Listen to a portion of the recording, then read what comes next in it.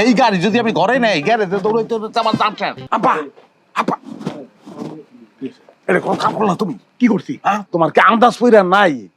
তুমি এত অভিজ্ঞ একটা মানুষ, গ্রামের সবাই তোমার এত সুনাম করে, আর সেই একটা গরু দেখলে গরুর কয়টা দাঁত আছে তুমি কয়ে দিতে পারো, আর এবার রিজেক্ট মাল তুমি চিনলা না, গোছাই দিলে আমার কাছে।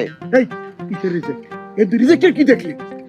ঘরের ভিতরে কবুল পরানো সঙ্গে দাঁত লেগে গেছে। তখন আবার স্ক্রুপ খুলে ঢুলে পড়ছে। এত ফিট মাল, এই মাল তো খালি ফিটই করবে। এই গাড়ি যদি আমি ঘরে নেই গ্যারেজে দৌড়াইতে হচ্ছে আমার দাম শেষ। চলবো না তো এইটা। মাগো এই যে কেমন লাগতেছে হন? এই যে বুঝতেছ না, বুঝতেছ না, এই খাট পালন টিভি ফিরি যেগুলো হুদাই দিতেছে, ভেজাল আছে জিনিসের মধ্যে, বুঝো না? একদম চুপ। এই তোর মাথা ঠিক আছে?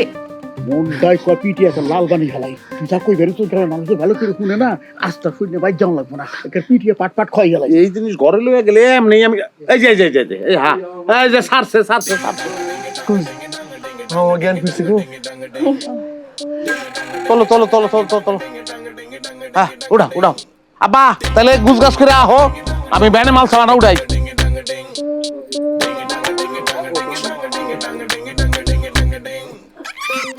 আল্লাহ রে।